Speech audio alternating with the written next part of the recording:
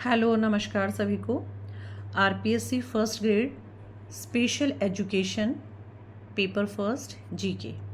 आज का जो हमारा टॉपिक है वो है सुभाष चंद्र बोस। इस टॉपिक से रिलेटेड इम्पॉर्टेंट क्वेश्चन आंसर्स करेंगे। पहला क्वेश्चन है, सुभाष चंद्र बोस का जन्म कब व कहाँ हुआ? तो नेताजी सुभाष चंद्र बोस का जन्म 23 जनवरी 1897 में कटक में हुआ, जो कि वर्तमान में उड़ीसा में स्थित है और उस समय बंगाल में था। उड़ीसा राज्य की स्थापना हुई थी 1 अप्रैल 1936 को। नेताजी की मृत्यु 18 अगस्त 1945 को 18 अगस्त 1945 को उनका जापानी विमान दुर्घटनाग्रस्त हो गया था। यह दुर्घटना जापान अधिकृत फॉर्मोसा वर्तमान ताइवान में हुई थी। इनके पिता का नाम जानकीनाथ बोस और माता प्रभावती देवी। 23 जनवरी को सुभाष चंद्र बोस की जयंती पर पराक्रम दिवस मनाया जाता है और ये दिवस मनाना शुरू हुआ था 2021 से। सुभाष चंद्र बोस की शिक्षा, प्रारंभिक शिक्षा इन्होंने कटक के बैप्टिस्ट मिशन स्कूल से पूरी की। उच्च शिक्षा कलकत्ता के प्रेसिडेंसी कॉलेज से। 1916 में राष्ट्रवादी गतिविधियों के कारण इनको कॉलेज से निष्कासित कर दिया गया, जिसके बाद स्कॉटिश चर्च कॉलेज से दर्शन शास्त्र में इन्होंने स्नातक किया। सिविल सेवा ICS 1920 में ICS परीक्षा में इन्होंने चौथा स्थान प्राप्त किया।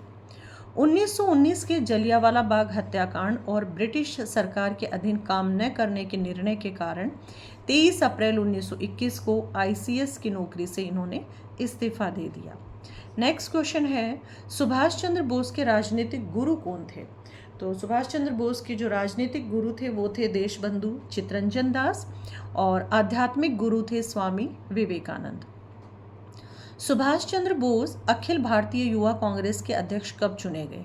1923 में। अखिल भारतीय युवा कांग्रेस के अध्यक्ष बने 1923 में और बंगाल राज्य कांग्रेस के सचिव भी बने ये 1923 में। भारतीय राष्ट्रीय कांग्रेस के अध्यक्ष 2 बार ये अध्यक्ष बने, एक बार 1938 हरिपुरा अधिवेशन में और दूसरी बार 1939 त्रिपुरी अधिवेशन में। त्रिपुरी अधिवेशन में इन्होंने अध्यक्ष पद से त्यागपत्र देकर फॉरवर्ड ब्लॉक का गठन किया। सुभाष चंद्र बोस द्वारा लिखित पुस्तकें। पहली पुस्तक है द इंडियन स्ट्रगल। यह बुक 2 भागों में विभाजित है। पहला भाग 1920 से 1934, दूसरा भाग 1934 से 1942।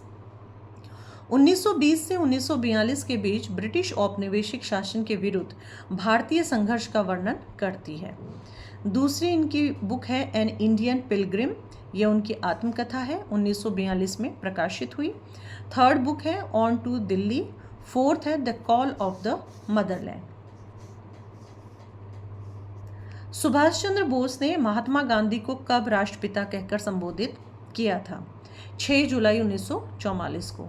उन्होंने सिंगापुर रेडियो रंगून से एक संदेश प्रसारित करते हुए गांधी जी को ये उपाधि दी थी। सुभाष चंद्र बोस को किस वर्ष क्रांतिकारी आंदोलनों से संबंधित होने के कारण म्यांमार के मांडले कारागार में भेज दिया गया, जहां वह तपेदिक की बीमारी से ग्रसित हो गए थे? 25 जनवरी 1925। 1925 से 1927 तक जेल में रहे, मांडले जेल में। अलीपुर सेंट्रल जेल के बाद उन्हें 1925 में मांडले जेल स्थानांतरित किया गया। मांडले जेल में उन्होंने एक तीर्थ यात्रा के रूप में अपनी सजा काटी और वहां के कठिन माहौल का सामना किया। सुभाष चंद्र बोस ने मांडले जेल को तीर्थ स्थल कहा क्योंकि उनसे पहले बाल गंगाधर तिलक ने भी वहीं अपनी प्रसिद्ध पुस्तक गीता रहस्य, गीता भाष्य लिखी थी।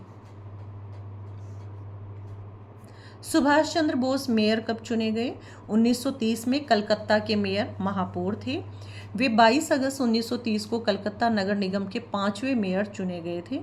उन्होंने जतीन्द्र मोहन सेन गुप्ता को हराकर यह पद हासिल किया था। कार्यकाल 22 अगस्त 1930 से 15 अप्रैल 1931 तक। मेयर बनने से पहले वे 1924 में कलकत्ता नगर निगम के मुख्य कार्यकारी अधिकारी भी बने। कांग्रेस के किस अधिवेशन में सुभाष चंद्र बोस ने खाकी गणवेश धारण करके अध्यक्ष मोतीलाल नेहरू को सैन्य तरीके से सलामी दी? 1928 का कांग्रेस अधिवेशन, जो कि कलकत्ता में हुआ था। आज का आखिरी क्वेश्चन है, सुभाष चंद्र बोस ने फ्री इंडिया सेंटर, भारतीय स्वतंत्रता संगठन और आज़ाद हिंद रेडियो की स्थापना कहाँ की? 1942 में जर्मनी के बर्लिन में। Thank you.